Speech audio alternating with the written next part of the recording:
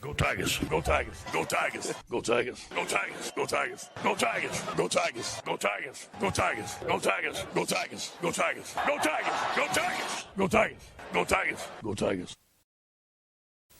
Hi, Ben. Hi, George. How's it going? It's going all right.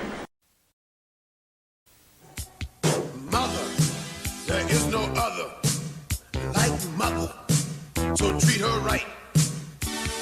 Mother, I always love her, my mother, so treat her right, treat her right.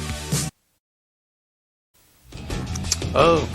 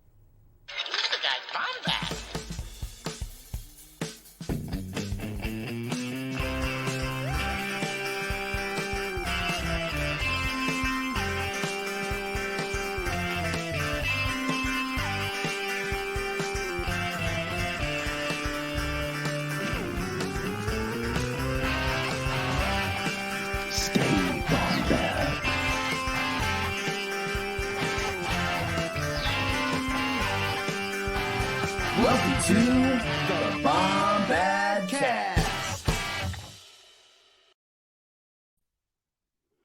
What is up, Bombad fam? This is ya boy, the Cannon Junkie, and welcome to yet another Bombad Thursday. Here we are together again. It's so good to see you guys. Well, to see your comments trickle in. Maybe trickle's not the best word, but you know what? I'm sticking with it. I'm sticking with trickle. We're trickling in. It's Bombad time. What's up, Gallinarian Saber? Oh, hello. Look, we've got Will. We've got pull the trigger, piggy. Yes, and you know what? I will now indeed pull that trigger, piggy. Guys, you're here on another Bombad Thursday. We've made it. It's okay, baby birds. But this is not the only show that is on the Bombadcast YouTube channel. We have a couple other shows, you know. One is the Bombadcast, as you're watching right now. One's on hiatus, but you know, it's probably going to come back pretty soon. You never know. You never know when Hyperfocus is going to come back. It'll come back with a vengeance. But Bombad Gaming with my boy Scotty Jero every Wednesday. Scotty sits down. He plays some fantastic video game fare. I'm a total gamer. You can tell just by the words I am using right now. But you know, if you like watching someone play video games and buying people food, Bombad Gaming is the show for you. So every Wednesday, 8 p.m. Central, 9 p.m. Eastern. Guys, welcome. You're here. You're here at Thursday. You're here at the Bombadcast. This is, again, every Thursday, 8 p.m. Central, 9 p.m. Eastern. We're here for you. And you know what? I think I'm going to go ahead and bring in the viral sensation, some have called this person the local menace as well. The man of many titles, Scotty Jero. Scotty, how you doing, bud?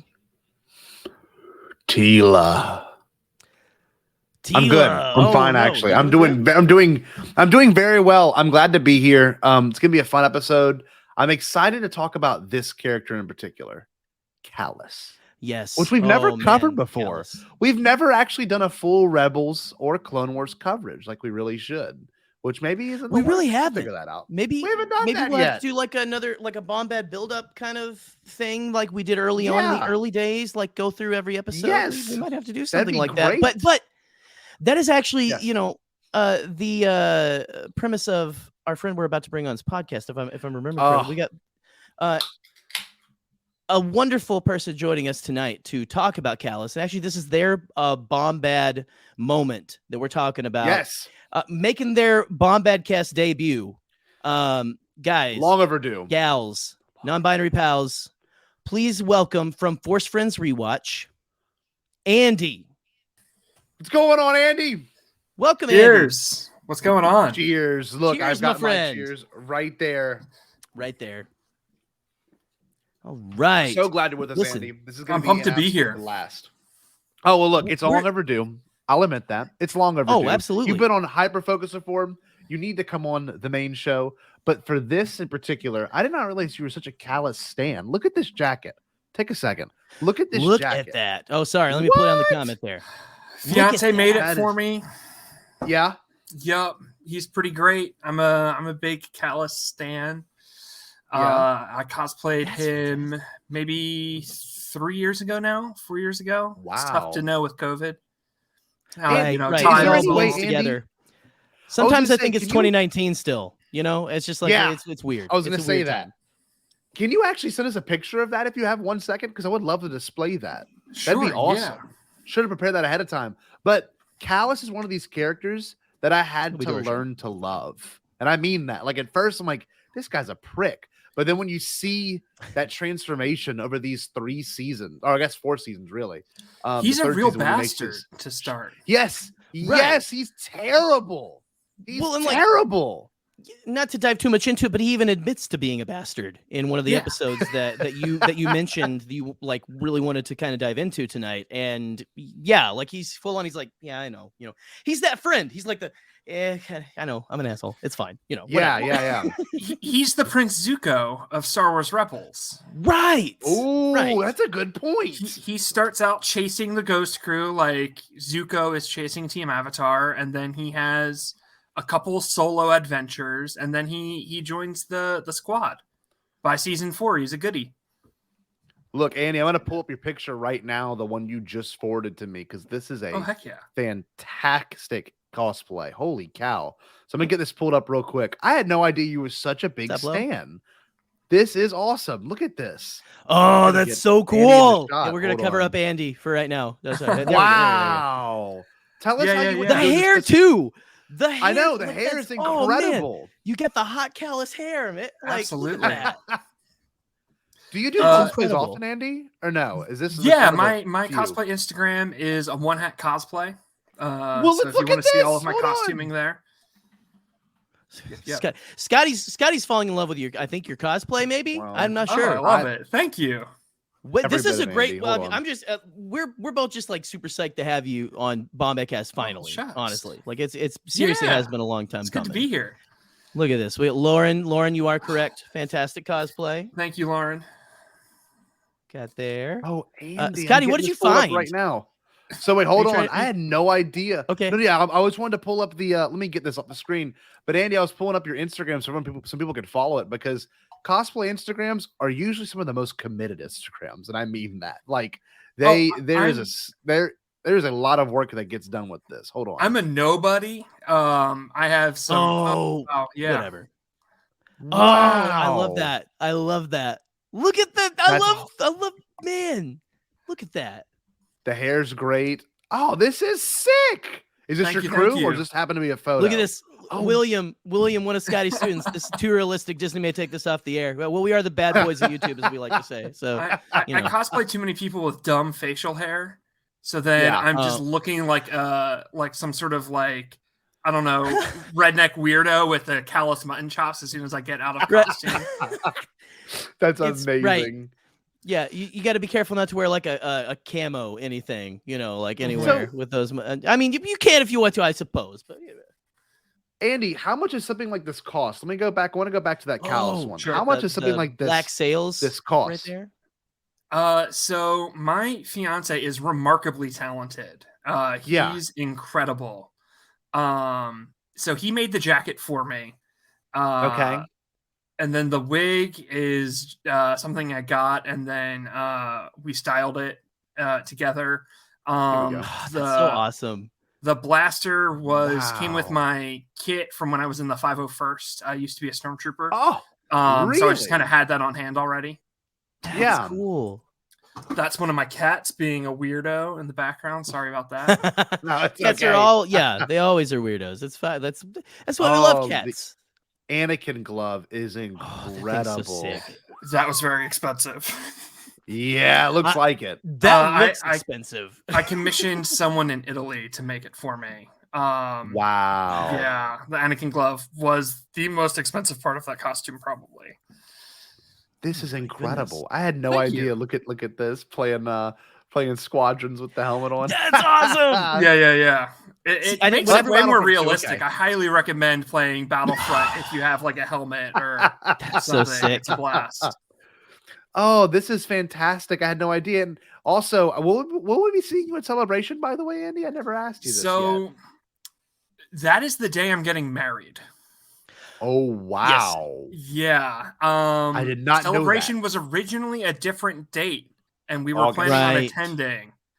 And then they moved it to the day of our wedding.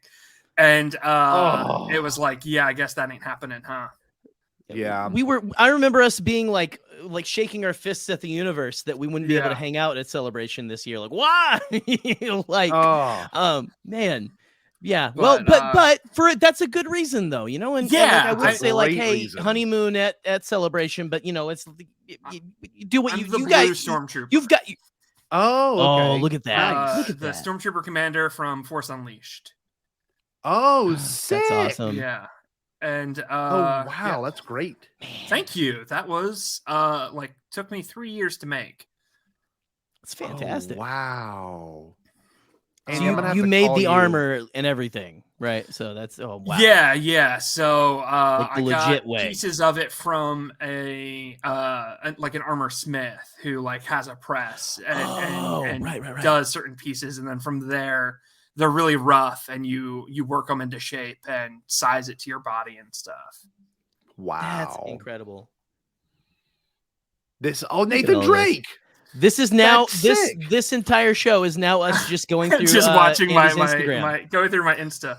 I've That's done right. every Uncharted game. I've cosplayed every Uncharted game. I really Wow. love Nathan Drake. Does have a Poe Dameron vibe right there. That is Go true. follow Andy's Dude. Instagram right now. So that convention, I was going down an escalator and I saw a Rose, and I just love Rose. Like, she's one of my favorite characters. So Yeah. I geeked out from the escalator because we made eye contact, and I was like, Rose, I love your Rose. And so she was like, you look great. So I went over and we started talking, and we talked for a good 5 minutes. And I was like, hey, can I just like get a picture? Because I love your costume and I love Rose. And she was like, well, can I get one with you? And I was like, thinking like, oh, I guess she's like a huge Uncharted fan. So like, yeah, sure. Yeah. And as we were like walking away, she's like, see you later, Poe. And I was like, no. That's sick though, dude. I felt so That's bad. sick. Oh, I love that. That's a Every time special I wear moment. Nathan Drake, someone comes up to me and is like, I love the Mummy. You look just like Brendan Fraser no. or something. And like every single time, I'm just like, yeah, I love You're like Brendan that. Fraser's the Mummy. I just like, smile. Just smile and nod. Just Thank do you. that with your Thank arms. you. Just okay. Yeah. That's it. Yeah, just Oh, I you like become the William's idea shrugging of just get emoji. married at Thank you. Celebration. Right. Yeah. William's got I'm telling you, William he's also trying to get me into cosplay, but I don't know if that'll happen. But yeah. Good call. Hey. They do tattoos at Celebration. Why not get They married do. at Celebration? It's a That's good all I'm Look at saying. solution you. right there. Temple Guard. Whoa. That's so Thank sick. you. I love that. So that was for a Star Wars LARP that I did, which Oh, was a lot of nice. fun. Go on. Love LARP. It's a great hobby. There's some very cool Star Wars ones out there. They were all pre-COVID. I don't know if they're still around, but they were really fun. Oh man. Hopefully it will come back eventually. Hopefully. Yep. You know. Oh, Eventually, definitely. hopefully. That's the Star that is Lord. the tagline of the last 3 years is hopefully maybe. So Yep. you know, Hopefully, maybe. hopefully This eventually. is I don't know really, what did I say? really That's impressive. so cool. Well, Thank you. part of it is embodying the look too, not just the outfit, but like the face, the character. Like, where's Well, that? yeah, one shot getting of the you as Anakin? personality through Yeah. poses and stuff, right? Yeah. So, Like it's there, you know. Thank you, It's thank Oh, you. showed dude, that in the face. totally, that pose totally. Even like just the standing there with the saber was just very like. You got to very practice in a animated. mirror. Yep. Yes, Yeah, there you go, right there. love it. Yeah, this is great. The I had wind no was idea. terrible. It's just effect. But it It's looks just good. all. It's all effect, right? Oh, so you have stories too. I didn't know you could look at Yeah, yeah. stories on here now. What is happening? Oh, whoa. Oh, are you Beckett? Yeah. Oh, Oh, that's sick. oh, wait, comic book resources posted CBR. Wow. Oh, I love this. That's awesome. Andy, these are fantastic. Thank you so much. I've seen this. I've Yeah. seen this one before. I've seen this cosplay. Wow. Well, that's a great way to start this off. Adventures in Babysitting. So, all that being said, obviously a big fan of Kallus, which is one of the better characters in the show that I did not expect to fall in love with. But why this moment? Because actually, before I get into the moments, sorry. Yeah, I we don't gotta, know. we got to if do Gerry the ever- the big best thing. favorite, most fun. The best favorite, most fun. This is about. It is about our trademark. Yeah, this is what we've been doing this since the first episode.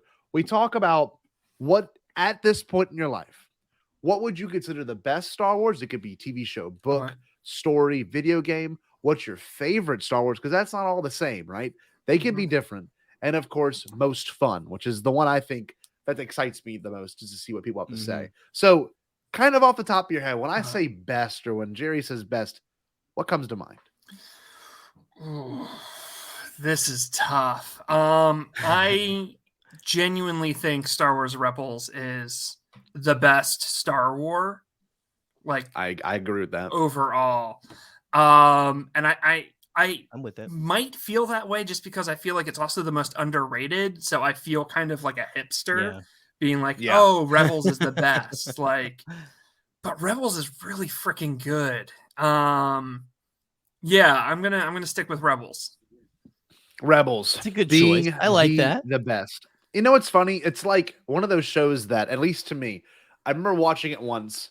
Obviously, rewatching an episode the second time once they aired, when they were airing. Mhm. And it was one of those shows that, like, I do need to take some time and rewatch, like, in the near future. Like, I really do, Mhm. because so much of what Star Wars is now was established in Rebels. Like, the feelings we get in Mando, Book of Boba Fett, those emotions, I feel like were totally used in Rebels because Dave writes it. I mean, Yeah. you know, this is all Dave's baby, and everything we've been watching now has been huge hand of Dave Filoni. So you see this manifest in live action now, but it really started with Rebels. It was the first one to kind of come out, you know, of the Disney purchase, and it was the first Disney like official like here's the first product produced under the Disney flag. So I crazy. didn't love the Kenner style models that they were using at first. Like that had to Yes. grow on me a little bit. And Of like, course. right. I'm too young. I didn't grow up with the Kenner toys, so I'm sure if I had, it maybe would have been a little more nostalgic for me. Sure. But once I Right. got past the animation, it really, really hooked me. And I completely agree with you that like that's the premise of Force Turns Rewatch is we trace stories through chronological order. So we frequently start with Clone Wars. Then, now there's Bad Batch. If the theme we're tracing, we go through each show. So Yeah. we did Mandalorian themed episodes. So we watched every Mando themed episode of Clone Wars, Rebels, then the Mandalorian. And it's really cool to see the story through each of those shows play out. Of course. And it's weird That's because Rebels, I think, brought the most to the table in terms of what we see, you know, with Sabine getting Mandalore back and then trading the Darksaber. Like that's some heavy stuff that, that's where the Mandalorian basically got set up, you know, was in Rebels. Literally. There's some amazing lore drops in Rebels that like you forget about. And if you don't go back and rewatch, if you do it now, you're going to be like, oh, snap, that was in Rebels? What? It is one of those two, Lauren. I will agree to that. It's a comfort Star Wars. You can put it on. It's not very jarring. It's not as, it can be dramatic, but it's not as dramatic as Clone Wars is. Clone Wars but is at the very same time, dramatic. I was watching the episodes tonight with my mom and dad again, and like, you know, they talk about like the first one, they're going to inspect Geonosis, and they're like, you know, hey, the Geonosians are gone. You know, it's just like casually talking about genocide. You know, Yes. So whatever. Yes. You know, There's that moment but, in season 2 when the Inquisitor chucks her lightsaber down that hallway and just like murders families, mows And down it's people. just Yep. like, Yep. what is happening? It's weird. And like, but it has that warm, fuzzy, I guess, A New Hope feeling because that's what they were kind of going for. But it definitely, I think, dives into like so many deeper themes and stuff, Yeah. you know. And if you again, like, we'll have Andy plug their show at the end of our show, but go right now and follow Force Friends Rewatch, please, and everything. Like, a fantastic show. So that being your best, what do you think the best is? What's your favorite then? Well, is it Rebels? Because it's okay if it's twice. Don't get me wrong. It's probably A New Hope, which is like a really good, safe answer. But I really, really, really love A New Hope. I probably rewatch Phantom Menace the most, so maybe that's secretly my favorite. But I think A New Hope is my favorite. Okay. I get that, and A New Hope's one of those movies that, like, I don't know. It's watching it now. There's things where I'm like, okay, this is why Star Wars is the way it is. You know, a lot of the setup, you know, even Kallus's turn, you can kind of tie back to A New Hope in terms of like what you see every hero do, or what they should do is turn and become part of this bigger thing. And, you know, Kallus felt small and empty. And it's almost like an inverse of Luke. It's like if Luke had joined the Empire, is what Kallus's character is too. Which he wanted to do. Yes, he did. It's exactly what he wanted to do, which was crazy. Luke was almost about. the next Kallus. Yeah, right? Yes. Like yeah. Because that's what would have happened. And that's a great answer. Yeah, A New Hope's one of those ones that I think people, it's so weird. We've got so much Star Wars now that A New Hope, and I honestly don't think anyone, maybe Alex Damon's the other person that said that's his favorite, but I think that's about it. Like, people don't say A New Hope. Hello Greedo. I think Hello Greedo did. I think he did. But it was, we're casually name dropping big YouTubers now. No, like, come on. oh no, maybe it was Kidnap Suck. Oh, maybe it was, you know. But no, really, that's a great answer. I mine always changes. Favorite's a weird one. In 2019, it was TLJ, but now it's the Phantom Menace. I don't know why. God, I love TLJ so much. It is one of the best. My one friend that I Leave 'em in play the Star chat, Wars Legion with made a crate table for the miniatures game, and playing on that table always like it's like goosebumps. It's so cool. That's awesome. Like so like the white with like the red cuts with the red salt, and like he did the trenches and stuff. Yeah, That's it's really dope. I live nerve-gasmed on camera right there like that. Anyway, I Nice. apologize. My apologies. That's just what we need to see. I'll My try parents and are in like the send next you some room, too, pictures. so. It's pretty cool. Oh, please. I would love that. And then, of course, the last one, most fun, because this one always changes as well. This is the hard one. My gut says Solo, but I also just finished Queen's Hope from E.K. Johnston, and it's such a good ride. It's like the perfect wrap up to that trilogy of Padme books. So I think I'm just gonna say like E.K. Johnston's Padme trilogy because it's really fresh in my mind right now. Of course. And you know what? Solo, when you initially awesome.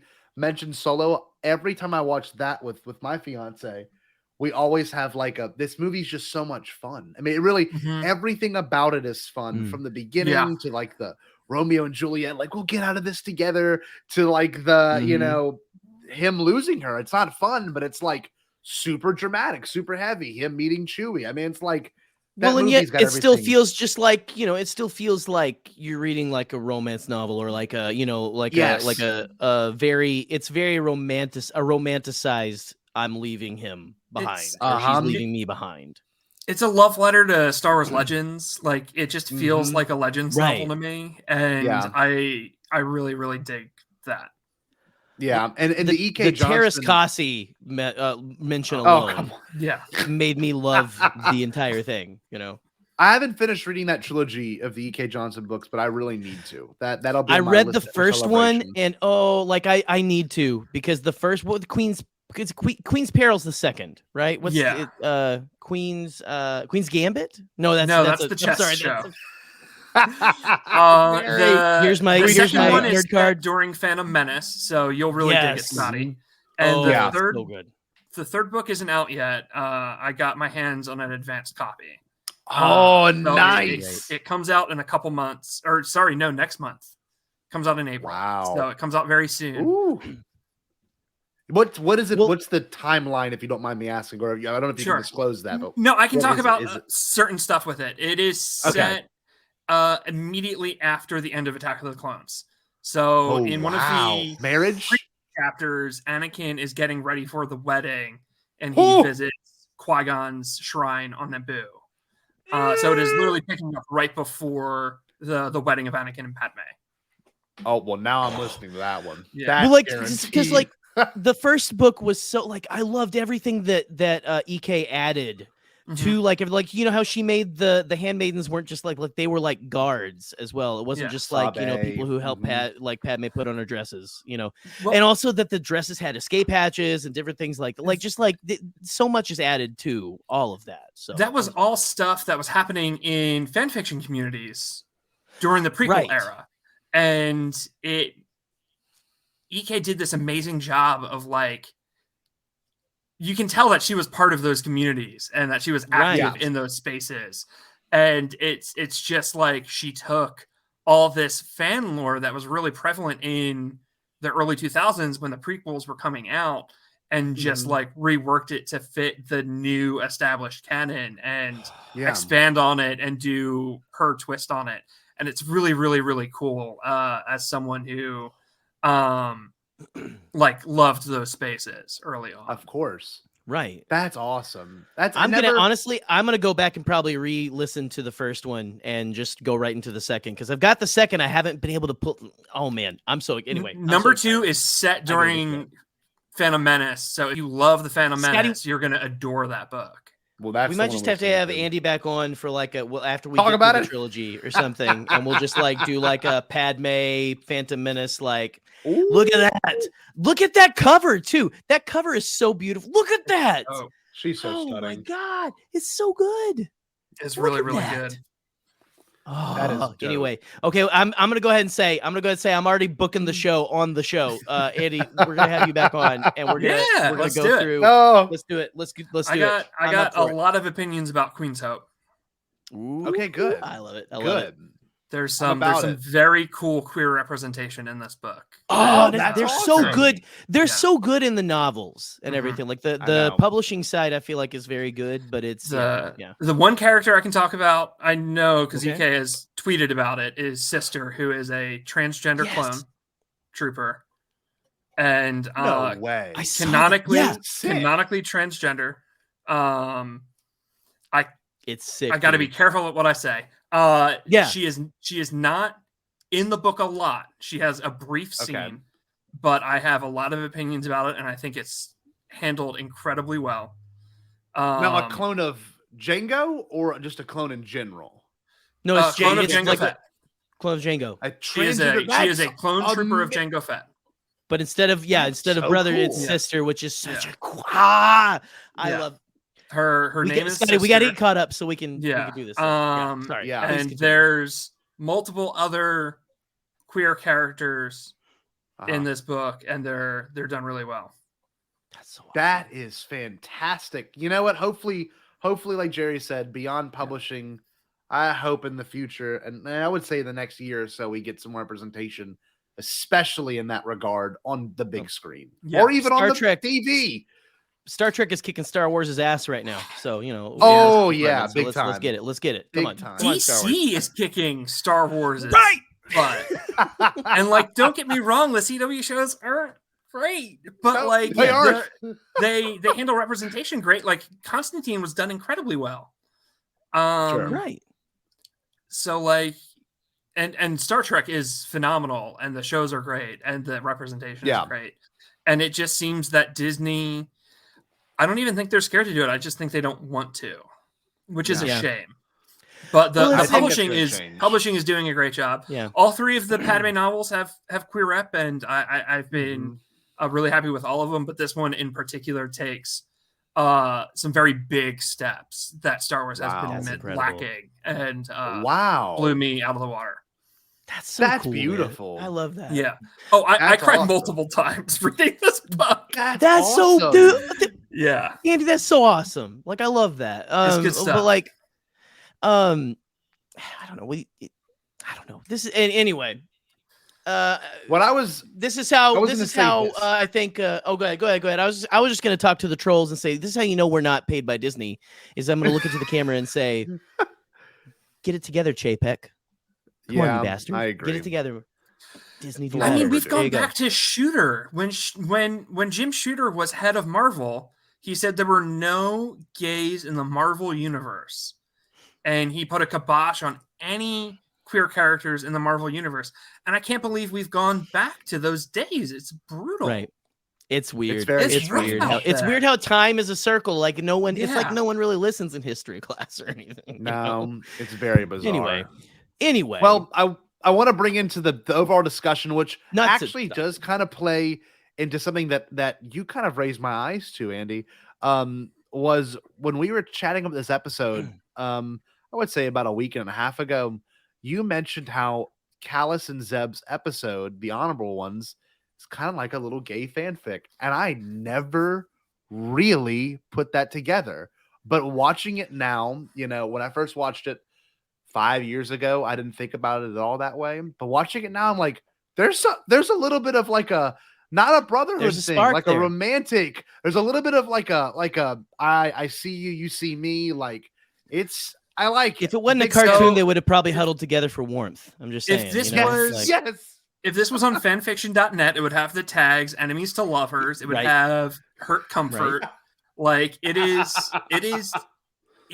a very fanfiction-y episode, and it's canon. And I don't want to give them too much credit. It's never stated officially. It's all very subtextual. But in interviews, Filoni talked about how like these characters are very Legolas Gimli, and we all know that they're two bastions of heterosexuality, right? right. The prettiest So, man I've ever seen, Orlando Bloom. The voice actor for Zeb has constantly refers to Kallus as his man, and Yep. has said that he ships the characters. So it's right. not just fans reading too much into it. But yeah, it's definitely there. Like it's funny. Well, I mean, even the way, rewatching like it, at the end of their journey. I'm sorry, I'm jumping too far ahead, probably. But when Zeb takes Kallus to see the Lyrasan or whatever, right? Mhm. yes. There's big like it's like, okay, he's taking his buddy to see how you didn't wipe everyone out, but I'm like, that's a very personal journey. He's Meet going the home to meet the family, right? family. Yes. Yeah. meet the Right. family. Right, And exactly. to bring it back to Lord of the Rings, it's gotta meet my Legolas crazy taking grandma. Gimli to the Undying Lands. Exactly what it is. Oh, arm around the shoulder too, because I'm pretty sure Zeb grabs him and pulls him in as well at the very the final shot of them together. Oh, love it. I never thought great. about it until you said that. In that There's some very horny fan art out there. If you want to see some stuff, it's out there. Just saying that, but sure. No, that doesn't surprise me at all. People No. are creative. no, it is a Horny fanfic? very What? it is a very popular ship. That is, but it makes sense though, and it's almost like I think It the Finn and lasted all Poe 4 thing, seasons. It's weird because I was about to say that watching Zeb and Kallus's relationship develop throughout these 4 seasons, especially in that episode where Zeb does not rat that Kallus is back there hiding in a cave. I was like, that's so honorable. That's Mhm. so respectful of Kallus, and they had a mutual agreement in that moment. It was to be enemies and to still have to be enemies even after that. That's an interesting choice that Dave Filoni, or I guess the Rebels crew, took with that overall story. I love it. Callus stops using his bow rifle after that too, Oh yeah, you're right. which Mm. I've tweeted at, I believe I tweeted at Matt Martin about that, and he was just like, he's like, I can't say more than it was an intentional choice.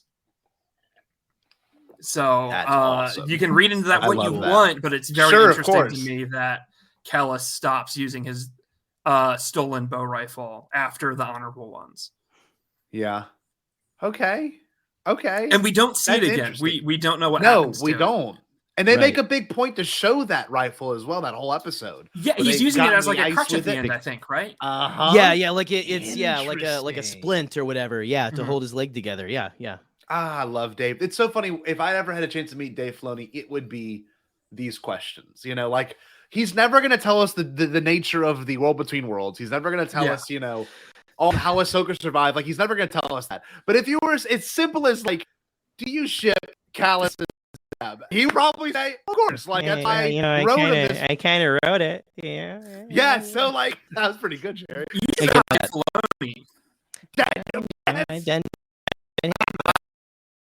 George. I did that for your Comic Con one year with Dave Cosploni. Ah! No way. Yeah.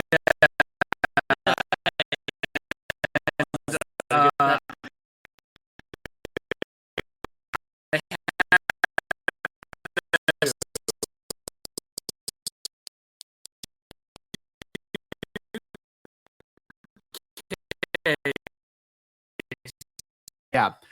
So obviously you see Kallus's plan kind of falling apart, then coming back together. But like, why his turn? What was it for you that like just set it off? Like made you connect to this? So I love a redemption arc, and I love a character going, you know, switching sides. I think that's always really fun. I relate to Kallus on a very deep level, with like being part of an institution that you realize doesn't have your best interests, and keeping secrets and feeling like you're living a double life. Like that is all stuff that like hits for me in a really big way. And then the fact that I was like, I already had a subtextual like queer reading of Kallus, so I was like digging that. But it all coming together of him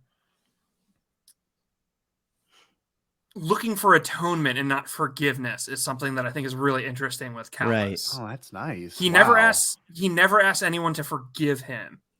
Hmm. He just looks to do right now. And I think that's very compelling. And you know what? Yeah. In the honorable ones, he even mentions that. He's like, look, we were sent in to do a job, killed all my men were killed. I was spared by a Lasat. I've got nothing against you. I'm just doing my job. I'm serving my purpose.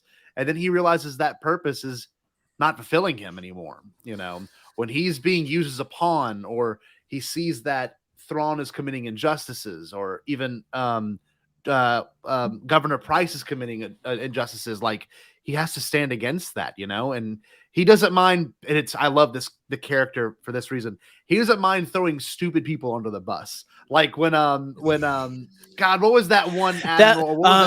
List. Yes. When he's like, List. you know what? Governor Price is the spy. And he's like, oh my God, yeah. And they switch the cylinder codes and they walk away from each other. Like, that's just brilliant because he knows what other people's motivations are. And that's what makes him such a good character. He knows what the rebels want to do, but also, you know, he has this realization of what he wants to do. And maybe what they're doing isn't so bad after all, you know? He had an out and he chose not to take it. He chose to stay in a situation that was very dangerous for himself and it was very difficult, but he felt like he could do the most good there. And I think that him looking for atonement is maybe questioning like if he deserved an out, which I also think is very relatable.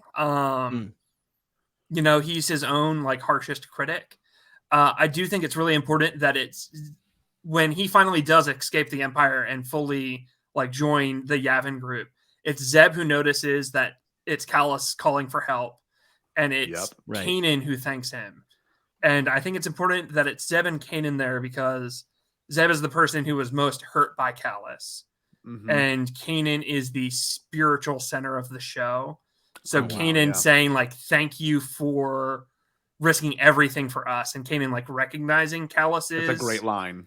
Like turn lets the audience know that like, okay, this is okay with everyone because Kanan is the spiritual center of this show. Right. So there are still fans out there who like talk crap on Kallus. No, it's okay. Oh, you can Oh, say yeah. no. You can say shit. There's still fans out there who like talk shit on Kallus, and I'm like, did y'all see the episode? Like, there's a reason why it's Kanan. Like, Sure, yeah, if of it was Ezra, or if it was Sabine, or if it was even. Commander Sato, like if it was any other character, like Yeah. sure you could say like, oh well, that's just their perspective. But Kanan doing it, especially like season 3 Kanan, like I think that is to key the audience in that, like, no, everyone is on board for this. Mm-hmm. And he's just I don't know, he's weird because obviously he's a physical fighter. He's really good at the physical aspect of it. He was trained by the Empire, and it's funny, like, no matter what institution, like you said, no matter what institution you belong to, you can see the flaws in it. Even in the rebellion, I'm sure he has his thoughts and feelings on the rebellion that he would like to change, but that's just kind of part of it. And he's really good at acting on those instincts. Like when he decided to become Fulcrum and he decided to be, the spy, and that was always such a cool thing. And even someone as like Wolf Yularen, when he's in that episode through Imperial Eyes, and he's like, right, I remember all my favorite students. Like, we all have that teacher that you don't want to disappoint, but for the greater good, I mean, you have to go against your intuitions if you know that it's the right thing to do. He embodies that. I think that there's a lot with Kallus that we don't get to see, which is another thing I find really interesting, is that similarly to Bo-Katan, we pick up Kallus in between moments of radical change. Exactly. So we see Kallus in the Honorable Ones, and then next time we see him, he is part of the rebellion secretly. Yeah. He's become a Fulcrum agent off screen. And then we see him join the Yavin group at the end of 0 Hour. And then the next time we see him, he's laid back Captain Kallus. He's not Agent Kallus anymore. No. So there's Let the hair these down, huge baby. moments where I think another reason why he's popular with, shippers and fan fiction writers is because there are these huge moments where you can like play around with him, because we don't know exactly what transpired to get him from point A to point B to point C. That's a beautiful concept that I had never considered either, for that reason alone. That would be a great novel, honestly. Hey, that's what I was say. It could be a show or a novel or something to flesh out this character. Cassian Andor show. That's that's what I'm thinking too. Either that or Fulcrum Kenobi. agents. Or Kenobi. Well, no, Kenobi, he wouldn't have turned by then, I don't think. Because Kenobi's No, he'd yeah, still that be would a be baddie, but yeah, he'd still be a baddie, but you could still have him. Be good to see him. He was around the Grand but Inquisitor. He was around the Grand Inquisitor. He was around that whole crew. So it's not out of the realm of possibilities that he could be in Kenobi. Oh, that'd be sick. Oh my gosh. That's awesome. Anything's on the table these days. Yeah, really. We know what it means to you, Andy. Okay.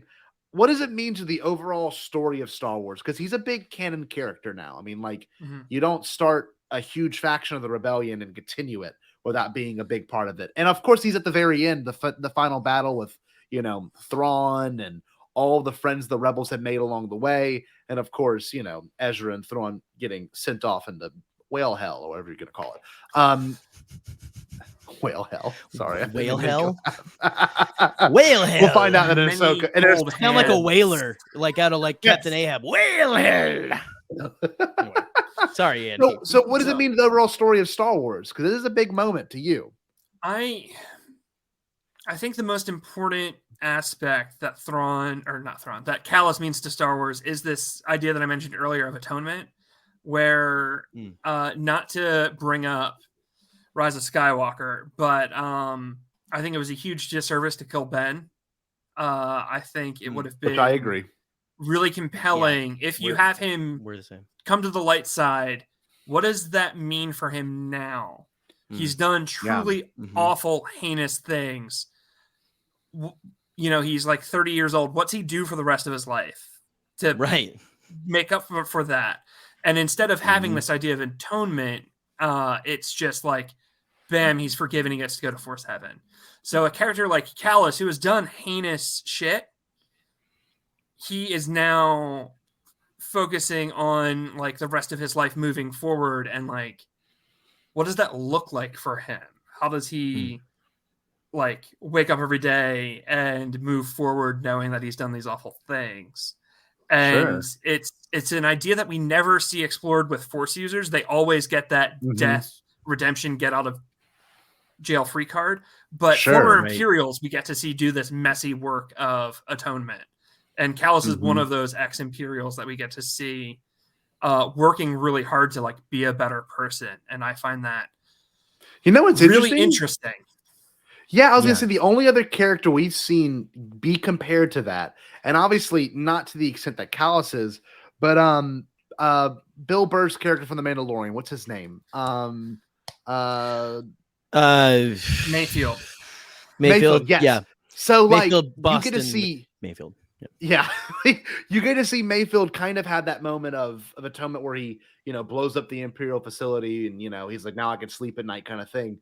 But like Kallus, I mean, obviously Bill Burr is more of revenge. Kallus is just like, he has to kind of, lay in the bed that he made. That's a wild thought that we do not get in Star Wars. My eyes have never been open to that before. I have never considered that because Ben dies, Vader dies. Ventress. Anakin dies. We see Ventress start that journey, and then all of a sudden, when she gets close to the end, they kill her off in a book. Right. Right. And so, like, we never get a Force user do this. It's always a former Imperial. Which I think Kallus is a really interesting example. Someone in the chat, I want to address this, said that that Ben would have never gained full atonement regardless of how hard he tried. And like, yeah, but I want to see him try. Yeah. Well, in some people's eyes, you will never, like, if you've wronged someone, sometimes you won't get like I'm forgiveness from that person. I'm sure the people on Jakku who knew the village Ben massacred would not have forgiven him. Right. And like, that's this idea of forgiveness versus atonement. Like, forgiveness is unearned, and like it just, the evangelical idea of forgiveness is very like, it's a one-time act. You say you're sorry, someone forgives you, and you move forward. Whereas this idea of atonement is more of a Jewish idea. I'm not Jewish. I studied theology though. This idea of like, you work towards bettering your community and yourself, and like, people might not forgive you, and you have to be okay with that. Right. See, I just looked at the definition. Oh, I'm sorry, Andy, keep going. This idea of like, Ben couldn't have achieved full atonement. I agree. Like, he was part of a fascist organization that blew up planets, and he did war crimes. Like, we see him torture multiple people on screen. Like, he's a really bad dude, but how does he move forward past that now that he's decided he wants to?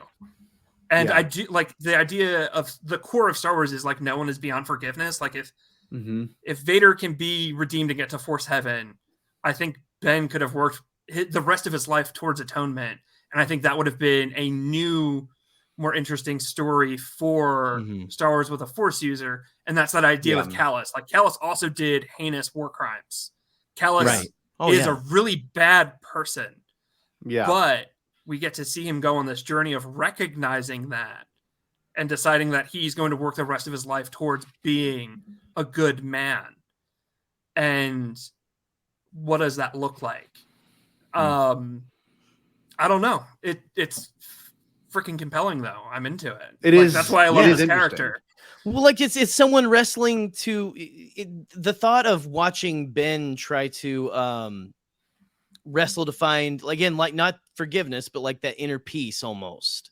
Like, how can I be at peace with what I've done, I guess, is kind of a thing. And also try to make up for it in ways. But again, like we said, you can never like fully make up for it. But just, like you said, that struggle just is like, why haven't they done that with like a Force user? Like, I just don't know, like, why they can't. Like, that would be so, it would be so cool. Let's bring Ben back from the dead in a series and have him and flesh that out. I think that's possible. If Sidious can create a body manipulating midichlorians, couldn't someone else make a body and put Ben's ghost? I don't know. I'm sure fan fiction writers have done it. Of course. I mean, get Emily from Pink Milk on here, and and we'll write this together. There you go. That'd be beautiful. So I looked up the definition of Jewish atonement. Now, I never looked it up Okay. before. It says in Judaism, vicarious atonement has little importance. For traditional Jews, atonement is expiation for an individual's own sin in order to attain God's forgiveness. Individuals may achieve this in various ways, including repentance, payment for a wrong action, good works, suffering, and prayer. Very interesting. So, like, obviously, the Catholic version, which I grew up with studying and I currently teach at a Catholic school, we are taught that, like, all your sins will be wiped away when you're interacting with God or you're talking to a priest, you're talking to God through a priest, But this idea feels so much more authentic to this character, Like, you can't just be forgiven and, you can go leave church feeling good. This idea of, like, no, suffering is part of this. Kallus's pain is part of this. That's kind of a beautiful and very obviously old way of thinking, I had never read this definition before. That's pretty wild. So I've talked about this on Hyperfocus, but I was a pastor before I came out. And right. I was in seminary and I was very in the closet. And so this idea of Kallus being undercover in the Empire and oh wow. realizing that, like, this organization that I thought was good is actually really bad and they don't care about me. Like, he sees Zeb's friends come and rescue him and he's like heartbroken that no one cared in the Empire that he was missing. Right. And this idea of, like, the people around me who should care about me really don't. And I'm beginning to think that everything I'm doing is actually doing more harm than good, and I'm haunted by it. And I can't let anyone find out that now I'm working for the other. Like, Kallus just hit for me. And once I did come out, and once I did leave the church, and once I started, like, drifting away from my faith, the guilt of having been part of this organization that I do think ultimately hurt a lot of people, like, really weighed on my heart. And I feel like a lot of the stuff I did as a pastor, like, perpetuated a lot of harmful systems. And, I was doing the best I could and I was trying really hard to help people, but I think ultimately everything I did there was wrong. And right. Like, yeah, that's tough. And, like, when I was a Christian, I was like, oh, well, I can pray and God will forgive me and I'll be good. But now that I don't think I have faith anymore, like, how do I make up for that shit? How do I be a good person outside of this faith system? And how do I make up for the things that I did wrong while I was serving that faith system? Those are heavy questions. And so Kallus wrestling with that stuff. And I do love that when we see him in season 4, he's not weighed down by it. No, no. We know that he's done that work between, through Imperial eyes, he is making reckless decisions that hurt him, I think, because he's looking for atonement. But by the time we see him in season 4, he's at peace with himself. And that idea of, like, okay, well, if Kallus can find peace, maybe I can. And maybe I can do it in slightly healthier ways than, like, going undercover and, like, getting the shit kicked out of me. Right. But, it's really powerful storytelling and it's really powerful character work. That's something I never had my eyes open to, because obviously, we all go about our lives, seeing ourselves and reflecting in stories, and we tend to, as creators of content, but also as creators of just in general, with creating cosplays, with writing fan fiction, with anything, with giving it the time to reflect on this stuff. It is, and it's so, Nick is one of the best examples. We treat Star Wars like a sacred text on Podcasts of the Wills, and I agree, right? So, like, this idea right here is, if you can take out what you put into Star Wars, that's when you're doing your job. That's when you feel like you're doing the most for yourself. And thank God Star Wars has united, me and Gerry together. Now, Andy, like, all three of us are all hanging out because of this. And if we can, have our own introspective relationships with it, that's great. But, if we can have some external, relationships too, that's beautiful. And I had never considered Kallus being such a big reflection of, leaving something you were comfortable in, or knowing what the right thing was to do and never doing it. Andy, that you have opened my eyes. Like that is exactly what this is all about. Thank you. I mean this from my heart. Yeah. That's incredible. And I think we were talking about like what he brings to Star Wars, and I definitely got sidetracked. But this idea of like Star Wars is all about that anyone can be saved. Like that is the core of all 9 movies in the Skywalker saga, is that anyone can be saved. Everyone deserves forgiveness. Everyone deserves a second chance. If Vader deserves it, if Kylo deserves it, everyone deserves it. But we don't see necessarily the work. We see it on like Luke's side and Rey's side of like, I'm going to forgive this person who's hurt me. Yeah. But on the flip side, Kallus is that flip side of like, I've hurt people and now I need to work towards being a better person. Work on myself. Yeah. That's awesome. That's how I feel about Din Djarin as well as a character, because I didn't know how it would be attached to a character. And George Lucas told Dave Filoni in an interview, all you have to do is bring hope to Star Wars. Like keep the hope alive for people that are young, people that need it. And when I was watching The Mandalorian, I think that's how I've ever felt most related to Star Wars, is like you've got a character that was so set in his ways, and then one little thing comes into your life and it changes everything about it. It changes what you perceive to be your reality. Your reality's altered. And I think the Rebels crew did that to Kallus in that way.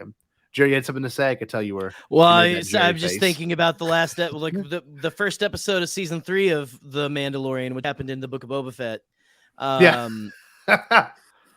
I really dove into. I was just thinking about like you talking about him, like the religious trauma and stuff. That he was going through with that. It just anyway. That's it. I was just reminding me, flashbacks here, because Andy and I have bonded over some of this kind of stuff. We sure have. I used to be a pastor as well. Of course.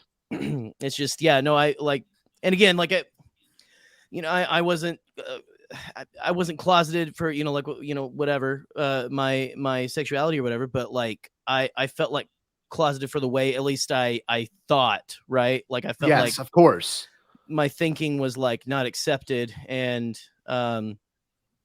it was just, like, and again, I don't want to compare that to that, but it's just like, it is when you have something, and I think Andy, you probably feel the same way, when you have something that you've known for so long, it's basically been your entire life. And then you're like, well, where do I go now? You mentioned, how do you be a good person outside of this faith system you've known, or this organization you've been a part of in Kallus's, thing. And it's just, you just go to the next good thing, and you help, and you just keep helping, and you just keep adding add your voice to it. If you can't help in any significant way, try to just trying to find those good stops along the way, and where can I do the most good right now? Right. Kind of a thing. Anyway, I'm rambling. Of course. I'm rambling. No. It's true. To address something you said of that you didn't want to compare your trauma to someone else's. And I can't speak for any other system, but I can assure you the evangelical church chews up everyone in it eventually. And no one gets out of that without scars. And comparing scar size doesn't do anyone any good. So right. Absolutely, it's you're someone else having worse trauma than you doesn't take away from the trauma you're carrying. Right. Of course. Don't minimize that shit. You went through something really difficult and you walked away from it. And you walked away from it I appreciate a really kind person who cares about people and has empathy. And that's thank you. Yeah. Thank you. I appreciate that. That's all I was after. So now I'm going to leave the stream and stuff because I was just after an ego boost. So thank you, Andy. Well, no, thank you. To kind of wrap up this discussion. Thank you. No, and it's true that I'm glad that this is what Star Wars can also do for us. It helps bring out the truth in things that maybe you didn't see that coming from, this show. Stories help us understand the world around us. They help us understand life, right? Well, they help us understand our struggles. That's the importance of stories. you watch the second episode of Star Wars Rebels, and like Kallus is fully feral. He's like frothing at the mouth, Right. like Yep. screaming "Lasat!" He looks and, like like, Wolverine, like in those. trying to murder Zeb. And if you had Yeah. told me after watching that episode that like I'm going to emotionally imprint on this guy with the really bad mutton chops, and he's going to like make me feel feelings about losing my faith and stepping away from the church and leaving seminary and being gay and finding my gender identity. Like, if you had told me the bad guy with the mutton chops who wants to murder the purple ape was gonna like make me feel these feelings, I'd have been like, "You're drunk." Like, Yeah, no, of course. the one note murder guy. Like, no, Yeah. Like, that's wild. But like, here we are, Yeah. 4 years later after the show's done, and like 4 seasons of amazing character development, and yeah. And an hour discussion about the same dude. Like, just think about that, you know? It's not many Star Wars characters, especially ones like, and I would say Kallus is secondary. I mean, he's not always in front, like Ezra or Hera. He is a fulcrum in that Yes. show, right? Like he is absolutely. But he's C-list. Like he's in one show. He's not a main character in that show. No. Like, he's not ever been in live action, which is like No. the cream of the crop for Star Wars. So like, right. Yeah, he's like a C-list Star Wars character at like best. And you can still have that. If Cobb relationship Vanth can with make something it, like that. I mean, come on. If Well, Cobb yeah, Vanth can crawl his way fingers crossed. out of the Wendig trilogy, you know, and that's B amazing. is absolutely like Loved. monumentally handsome and fantastic on Adored. screen as he is, you know, like, yeah, anyway, I'm sorry. love it. I'm just gushing about Cobb Well, Vanth now. Anyway. Well, I wanted to bring this up because this is my next and I guess the final question for this whole little discussion we've been having. What's next? Like, what do you want next for this character? Live action, novel, maybe own spinoff, like book of Kallus? Like, I mean, like what do we want for this character? And Andy, for someone that's so passionate, I'm going to give you just a moment to think about it so I can let Gerry say something. Because Gerry, what do you want? I can tell you exactly what I want, word for word. Well, I went from Kallus. Yeah, do you want him to be? What do you want him to show up? Just bring him in, like bring him in more, put him in something else, because he's a fantastic character. Bring him in Zeb. Like, I want to see Zeb in something. You know, we have yet to see a Lasat in live action. You know that? Give us post. You know, Return of the Jedi stuff. That's what I would say. It doesn't even have to be live action. It doesn't even have to be live action. But like, I would I would love to see. I would love to see a show that is like following the Rebels characters throughout the original trilogy. Even, you know, like I want to see what they're doing, because I think people kind of think like, oh, they all stayed on Lothal. No. Like, they were working with the like rebellion. Maybe. I don't even think that Sabine stayed on Lothal. A lot of people think, I don't know, maybe she did or not. Maybe I'm reading that wrong. I always felt like she would go back and help with Lothal. Sure, but they were all out again, finding the next good thing, trying to do that. And I would love to see that from Kallus, honestly, like a sequel series that is just in the original trilogy. If Ben Kenobi can leave Tatooine while protecting Luke, yes, which I don't love, but I'm going into the show with an open mind. Anyone can leave anywhere, you know, like Sabine can leave Lothal, even though she's staying on Lothal to protect it for Ezra. Right. Sure. If Kenobi can leave Tatooine. Yeah, exactly.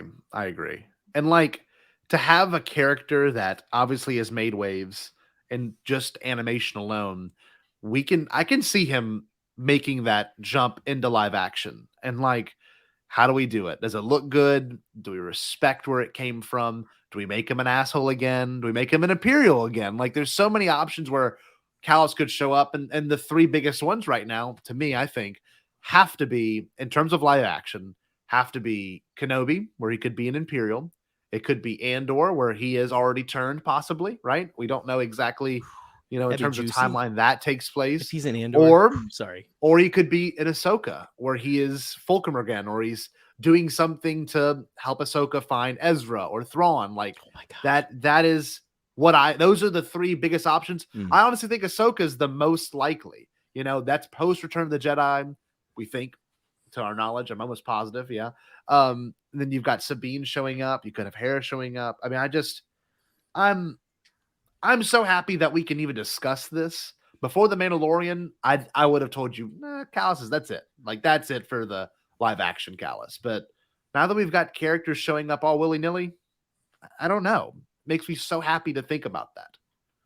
So this is something that would like lose me cred in the Kallus fandom community, is that I also ship Kallus with Cassian. Okay. Because they're both Fulcrum agents. They're both spies who have done terrible things that they regret. And my fiance cosplays Cassian and looks really hot.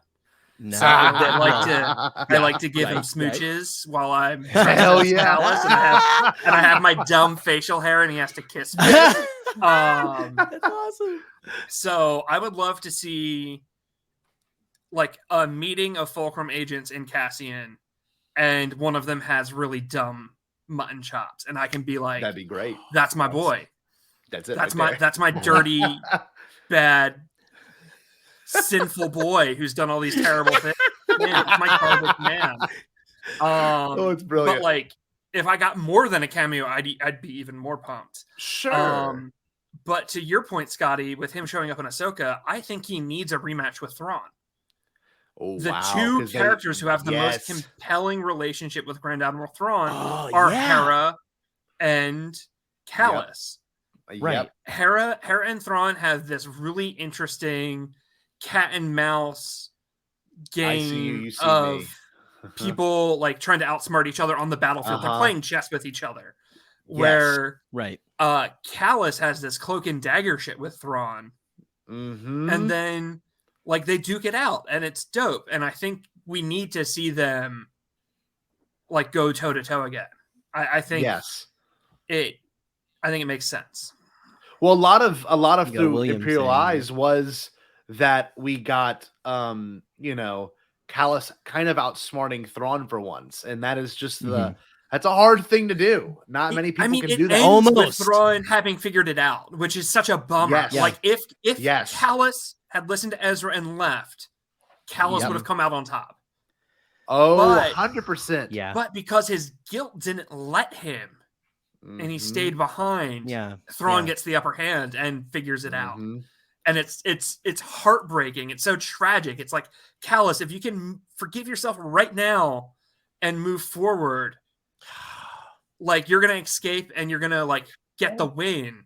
But because he says like I don't believe I've earned a release from this hell I'm in yet. Yeah. Like he says he feels he can do more good there, right? Yeah. And it's like, dude, no, you like take care of yourself. Like, of course. Like, take care of your heart, buddy. Like, get out of there. It's not good for you where you're at. Ah, brilliant. God, I love Star Wars. Yeah. And then like Thrawn beats the crap out of him. And like I think we need to see them together again, interact. Of course. Oh, that's beautiful. Well, I can tell you this much. I didn't think that I'd have this much fun talking about Kallus this evening. And I mean that. Yeah. You brought the bacon, Andy. Hell yeah. I've wanted to get off this bench, Coach. Thanks for putting me in. About damn time, right? Oh, man. You know what's funny? If I had, because we already submitted our celebration panel, this would have been the one I submitted, because it's not often people don't talk about Kallus. Like, I was doing research on this. There's a very few episodes anywhere where Kallus is the main focus. And I think it's something that, should be acknowledged more. He is a crucial player in the story of Rebels. He is just as important to me as Kanan, as Hera, as Sabine, as Zeb, as AP5. Like, they're all big. These characters have such a bigger story that I don't think how dare you leave Chopper out of there? Did you say Chopper? Yeah, I'm you sorry. put AP5 above Chopper? Oh, wow, yeah. Oh, man. Dave Filoni's going to have words with you at Celebration. Yeah. I think so, yeah.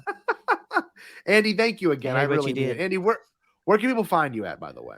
So I'm on Twitter, and my Twitter handle is at a one hat town, which is a reference to a Rian Johnson movie that no one talks about but me. And then I do too many podcasts.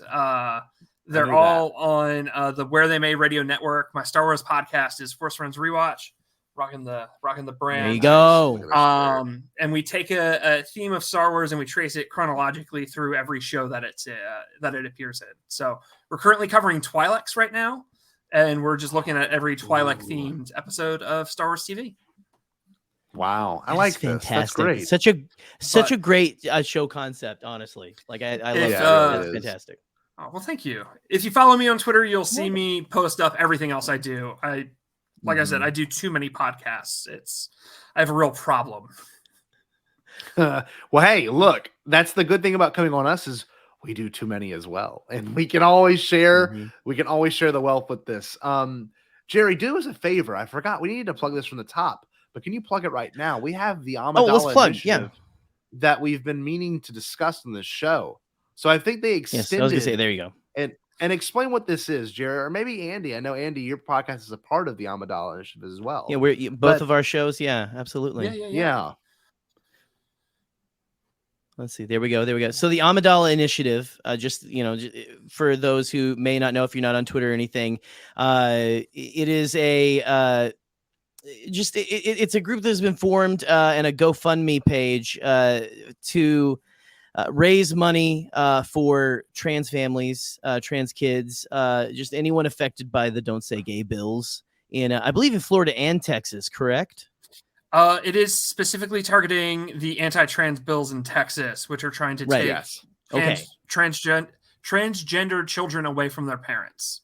Right. Yes. Right. So, vile shit, but what we want to do, like we're one of the 77 shows who is backing this initiative. Go right now. If you're not already, if you're on Twitter, go follow the Amidala Initiative. They have, they have like 3 or 4 really cool stickers, like merch and stuff that you can buy right now. But also just go and give to the GoFundMe, share it as often as you can. We've got to get the word out about this kind of stuff, guys. But just like you were saying earlier, Andy, it's wild that we've come to a time like we thought we were past a lot of this kind of stuff, right? And to feel like we're taking steps backwards instead of forwards, especially in such a vile way to separate children from their parents. I mean, come on, like it's vile and terrible. And anyway, I'm just gonna get mad. So, I hope that was a good enough. I hope that was a good enough plug. But just Yes, it's a really important cause. Please go give to it. If that isn't enough, if you're like, all right, sure, I'm not trans, why would I give money to something like this? Yeah, if that's where you're at, I'll say there's some really freaking cool Padme merch that if you buy that, it's so cool. Some of the proceeds will be going directly to help these families. So like, do it for that. And I might not be allowed to talk about this, but I'm gonna. There's gonna be some really cool giveaways happening to raise money for this as well with the Amidala Initiative, which some very cool Star Wars people getting involved. So keep your eye out for that. And I'm not going to say more than that because I can see the laser pointers coming through my window. There's some really cool stuff that's going to be coming in the month of April with the Amidala Initiative to raise money for a really important cause. So even if you don't care about the cause, be selfish and care about the cool shit you can get because it's going to be pretty neat. Right. That's beautiful. Very but well also said. practice that next good thing we were talking about. That empathy, and having human empathy for people different than you who are being hurt and struggling in some really heinous, dark shit. Right. Seriously. Absolutely. Well, not to change the tone and not to close the show, but you have not been baptized yet in the Bombadcast. You have been, of course, on Hyperfocus, one of the greatest shows of all time. Love Hyperfocus. Andy, we must now baptize you into our wonderful religious cult. Andy, have you ever drank a cup of Folgers before? Have you? Folgers coffee? Yes. Yeah, I've had Folgers. It's terrible, but I've had it. Andy used to be a pastor. There's like you have Folgers coffee in the lobby in most of those places, or something even cheaper, right? So let's let Paul Stanley baptize you into Bombadcast Folgers Land. This is your wake-up call. Time to reach, go for it all. Folgers stirs inside of me, and I know what I can be. Limit is the sky. Hey world, watch me fly. The best part of waking up is Folgers in your cup. And that's the best part of waking up. I thought it was going to be the incest Christmas commercial. Oh, I was delighted that it was some circus acrobats. Right, and magic at the end. He disappears. Yes, it's he like disappears. It's just it's a lot Like of things, McClavity. but yes. But welcome. That's amazing! What a reference! Oh my god. McCavity, That's McClavity. McClavity, Right. yes. Oh but welcome to the Bombad cult, where only Jar Jar can judge you. So that's it. That's the only person. And Andy, to close the show, can you get us a good Stay Bombad to close out the evening? Stay Bombad. Did you say impossible? Pasquale? Only kidding, Chucky. I've changed my tune because I finally thought of a possible dream that we can all share. What is it? Pasquale? It's a dream about a world when nobody is poor or sick or hungry. Oh, now that's a dream we can make come true. I'm gonna make a change for once in my life. It's gonna feel real good, gonna make a difference, gonna make it right. As I point up the collar on my favorite winter coat, this wind is blowing my mind. I see the kids in the street with not enough to eat. Who am I to be blind, pretending not to see their need? A summer's disregard, a broken bottle top, and a one-man soul. They follow each other on the wind, you know, 'cause they got nowhere to go. That's why I want you to know I'm starting with the man in the mirror. I'm asking him to change his ways, and no message could have been any clearer. if you want to make the world a better place, take a look at yourself and then make a change. I'm starting with the man in the mirror. Oh yeah, I'm asking him to change his ways. come on, change. No message could have been any clearer. If you want to make the world a better place, take a look at yourself and then make a change. I'm starting with the man in the mirror. Oh yeah, I'm asking him to change his ways. no message could have been. Jared, that's a really good point. If you want to make the world a better place, take a look at yourself and then make a change. Time for us to take a break, but we wouldn't dream of being gone for long. See you in a little bit.